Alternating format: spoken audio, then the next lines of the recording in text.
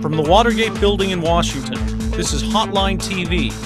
Now here are Hotline editors John Mercurio and Amy Walter. Hi everybody, I'm John Mercurio. And I'm Amy Walter. Welcome to Hotline TV.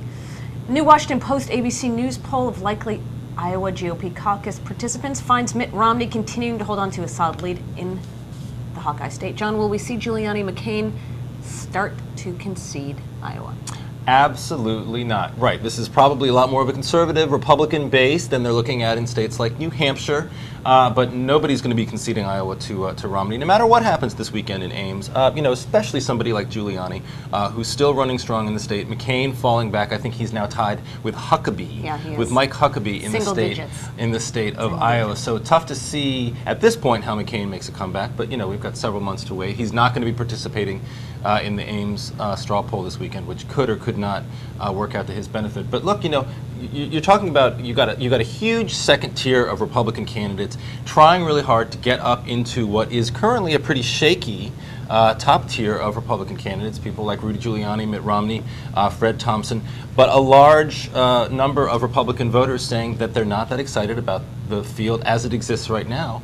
The problem for those people like Huckabee, Brownback, Tom Tancredo, Ron Paul, is that they aren't over the next week or so going to have, or the next 4 or 5 days, going to really have that much of an opportunity to make any sort of headway. It's really going to have to be for them going into Ames this weekend a question of getting their people there and getting the vote out. Right, and that there's not a consensus anti-Romney candidate. Right? If it were easier to have just one of those folks in the field who took one issue or had such a strong personality that they would be able to attract that real conservative base that right now seems very splintered.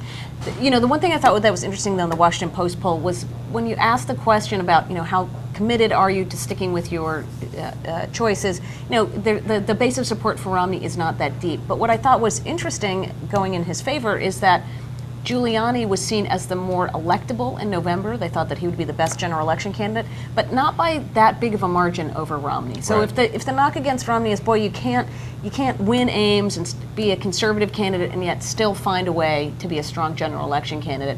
Iowa voters, though, are suggesting that you can do both. I got to say though, I'm not sure I agree that there isn't an anti-Romney consensus candidate. I agree that there isn't one, but I think that you're seeing on the part of Sam Brownback a much more concerted, organized effort to become that candidate. Well, doesn't he then have the most to lose in Ames? I mean, he's been in Iowa longer than anybody. He's gone on the offensive more than any other candidate. I mean, if he doesn't come in second in Ames, don't we think that Well, I think you've got a couple of things. You've got a couple candidates who probably drop out after Ames if they don't place in the top 2 or 3. Somebody like Tommy Thompson, probably out of the race after Ames if he's not in, if he doesn't do particularly well. So, but I think Brownback has the organization not just in Iowa but in states like South Carolina to continue if he doesn't do well. But I think based on his performance in the debate last weekend in Drake, that what he is trying to do is be that sort of consensus anti-Romney on the issue of abortion.